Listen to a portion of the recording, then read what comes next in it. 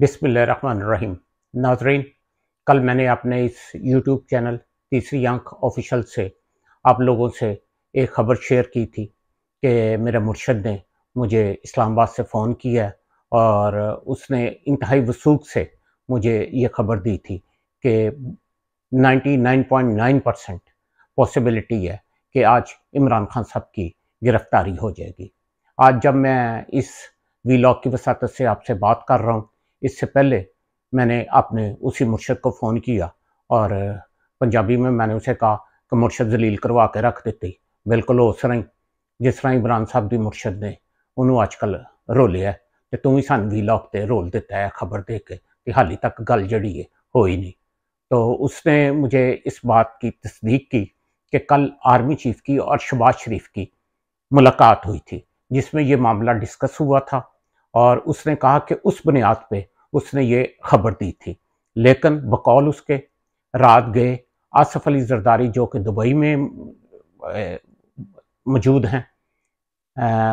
उन्होंने फिर इंटरफेयर किया और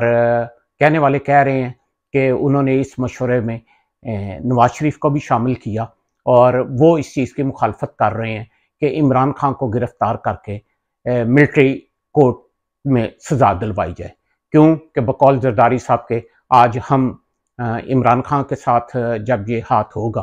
तो कल ये हमारे साथ भी होगा। मैंने अपने दोस्त से पूछा कि क्यों जरदारी साहब, तो उसने मुझे याद दिलाया कि याद करो वो वाली मीटिंग जब कराची में जनरल राहील शरीफ जो हैं वो आर्मी चीफ थे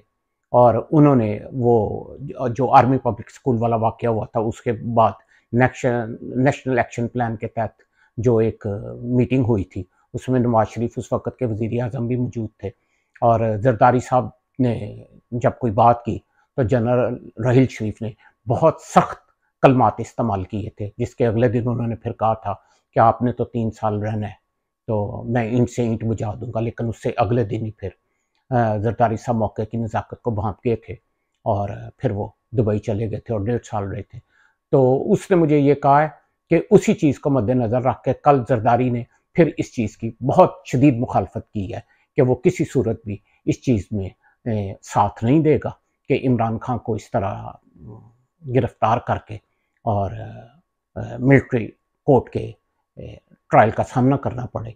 लेकिन पाकिस्तान की सियासत का कुछ पता नहीं अगले चंद दिनों में क्या होगा। तो उसने फिर मुझे ये रीज़न बताया है कि उस मुलाकात के बाद जरदारी साहब को पता चला, उन्होंने नवाज शरीफ से रब्ता किया और फिर ये मामला जो है कुछ दिन के लिए पेंडिंग हो गए हैं। तो इंशाल्लाह ताला मैं कल अपने वीलॉग में जरदारी साहब के मुताल्लिक एक और इंकशाफ करूँगा जो कि मैंने अपने से फेसबुक पे एक पोस्ट लगाई थी कि जरदारी साहब क्या धमाका करने जा रहे हैं। तो उस सबक में आपको पहले बता दूं, उस दिन लोगों ने देखा होगा कि फेडरेशन जो हमारी चैम्बर है उनके 2 सरकर्दा रहनुमा इरफान इकबाल शेख और मियां अंजम निसार दोनों एक साइड पे, एक साइड पे और दूसरा दूसरी साइड पे बैठा हुआ था।